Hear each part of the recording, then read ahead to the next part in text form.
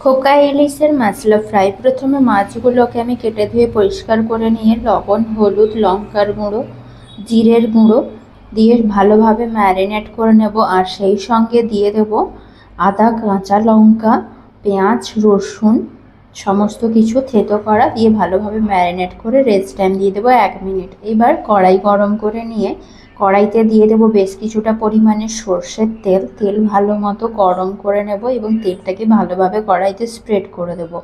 এবার এক এক করে মাছগুলোকে ফ্রাই করে নেব। আর এই মশলা ফ্রাই মাছটা খেতে এতটা সুস্বাদু লাগে, ভাত গরম গরম হবে আর গরম গরম মশলা ফ্রাই মাছ।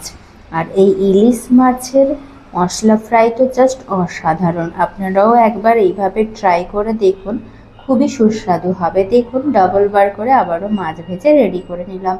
সবাইকে অসংখ্য ধন্যবাদ।